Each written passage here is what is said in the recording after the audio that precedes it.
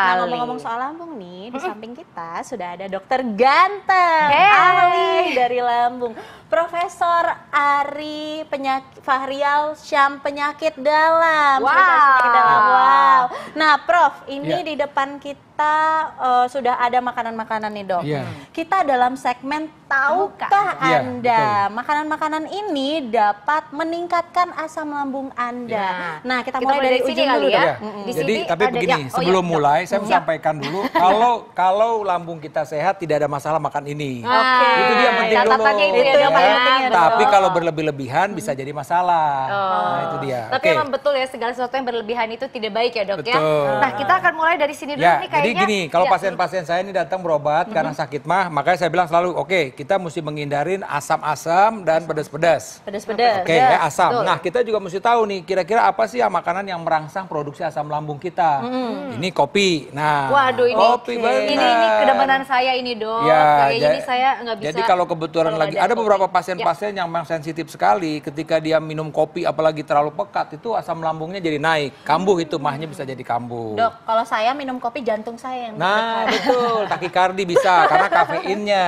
Coba yang dekaf yang nggak pakai kafein, mungkin nggak jantung nggak berdebar-debar. Oke, baik. Tapi tergantung minumnya sama siapa itu. Jantung berdebar ya. Ini dokternya spesialis luar dalam nih kayaknya, Dok. Hebat.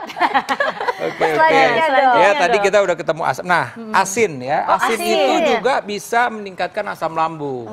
Asin ya. Jadi makanan-makanan gitu ya, betul. Dok. Sekali lagi kalau kita sehat silakan nggak apa-apa nggak masalah, ya kan. Tapi kalau kita lagi kebetulan ada masalah, yang asin-asin itu bisa meningkatkan asam lambung kita. Gitu. Selanjutnya selain ya kan, kopi, asam-asam, pedes-pedes. Nah, pedes itu sekali lagi kalau kita sehat nggak ada masalah makan yang pedes. Kalau kebetulan kita sedang bermasalah, tentu pedas ini akan merangsang ya, merasa tambah perih rasanya seperti ya, itu. Dok, panas ya, gitu ya, panas Dok, ya, ya kan apalagi nih kalau misalnya pakai cabai rawit segala macam. Nah, ini juga bisa berpengaruh. Jadi selalu saya bilang asam-asam ya kan, pedas-pedas, ya asam tentu termasuk juga jeruk yang terlalu asam juga menjadi masalah. Jeruk minuman juga termasuk kalau ya, Dok, kita sekali lagi kalau kita sehat nggak ada masalah, ya kan kita sehat silakan minum, habisin juga nggak apa-apa. Oke, ya kan. Kemudian apalagi sih? Nah, makanan-makanan yang mengandung coklat, keju dan lemak-lemak. Nah, ini coklat. Coklat. Ini enak banget nih makanan favorit kita ya. Jadi coklat ini. Stop dulu, Dok. Stop dulu. Nah, sebelum kita ngebahas soal coklat, kita akan kembali lagi sesaat lagi setelah yang berikut ini. Ya, kita masih dalam segmen Tahukah Anda? Nah, ini Dok, kita kembali lagi soal makanan-makanan yang bisa meningkatkan asam lambung nih. Ya kan? Tadi sampai di coklat. Nah, jadi coklat ini akan menyebabkan pengosongan lambung menjadi terlambat dan juga bisa menyebabkan lemahnya klep. Jadi di antara kerongkongan dan lambung itu ada klep yang tadi itu yang di video tadi ya. Jadi dia kalau dia normal itu rapet klepnya sehingga makanan itu nggak bisa balik arah. Nah, orang-orang yang mengkonsumsi coklat yang terlalu berlebihan ini akan menyebabkan klepnya ini agak lemah. Oh gitu. Lemah. Jadi tapi intinya berlebihan loh. Kalau makan satu nggak masalah. Ya, satu dua nggak masalah. Satu nggak masalah dong, kan. Oke. Ya itu, jadi coklat ya, termasuk juga goreng-gorengan, keju, itu termasuk yang pengosongan lambung jadi lambat dan bisa mengganggu lemahnya klep dari antara kerongkongan dengan lambung. Oke, gorengan ya, Dok, tapi kan gorengan enak banget. Ya, gitu. Aduh. Langsung lemes gitu ya, kenapa gorengan, Dok? Ya, udah kita ada cabai rawitnya lagi ya. Iya. Kenapa nih, Dok, kok bisa gorengan? Enggak, jadi kan sekarang tadi gorengan kan termasuk berminyak-minyak juga. Betul. Ya, minyak-minyak tadi termasuk yang lemak, termasuk yang menyebabkan pengosongan lambung itu jadi lambat. Jadi kalau pengosongan lambung ini jadi lambat kan kontak antara si makanan dengan lambung itu jadi lama, gitu kan ya. Nah, kemudian juga tadi tuh salah satu juga bisa mengganggu tadi klepnya tadi itu. Jadi kalau dia memang terlalu berlebih-lebihan, klep juga menjadi lemah gitu. Jadi dia masih muter-muter di sini aja.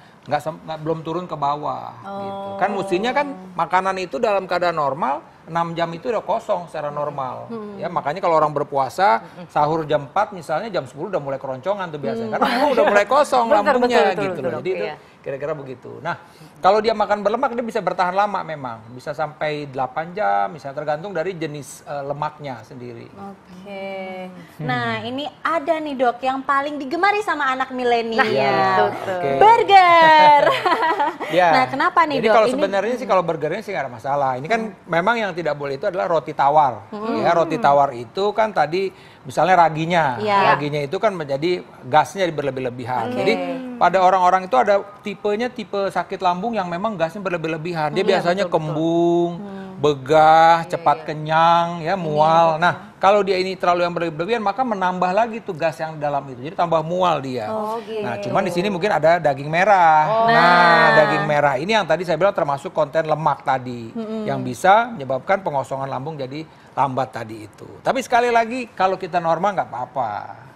Prinsipnya kalau kita sehat nggak apa-apa mengkonsumsi ini, cuman sekali lagi jangan berlebihan gitu loh. Nah, kadang-kadang juga gini, apa namanya, sausnya ini kan asem. Nah, itu lagi apalagi kan kayak begini, aduh tambah lagi cabai kan, saus cabenya. Jadi udah lengkap tuh, udah ada yang lemaknya juga melambat, udah gitu ada asemnya, tambah lagi ada cabenya, udah kalau dia memang ada masalah dengan lambungnya ya udah pasti ada kemungkinan dia kambuh, kira-kira begitu. Oh gitu. Nah, ini kan tadi kan makanan nih Dok ya, asam lambung berlebihan nih Dok ya. Dampaknya apa sih penyakitnya Dok dari si asam lambung ini sendiri Dok? Apakah bisa merembet kah kemana-mana? Nah, mungkin saya bilang pertama bisa bilang bahwa orang sakit lambung tidak menyebabkan kematian.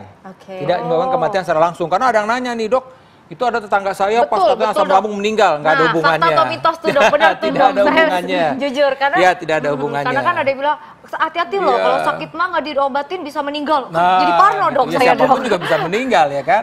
Nah, cuman kita jadi ketika tadi ada klep yang lemah tadi, itu asam lambung kita tuh naik ke atas, ya makanya mulut pahit. Nah, ini kan gigi ngilu-ngilu tuh, ya mungkin ya kan pernah ketemu pasien gigi ngilu-ngilu nggak ada apa-apa, itu jangan asam lambungnya naik. Ya kan? Keropos semua giginya ya Dok bisa ya. juga begitu. Kemudian juga dia bisa ke telinga, kadang-kadang berdenging atau ada yang bilang ada otitis, misalnya peradangan dari rongga dari telinga ya, telinga dalam. Kemudian juga suaranya serak, yang kita bilang laringitis, suara serak itu juga bisa.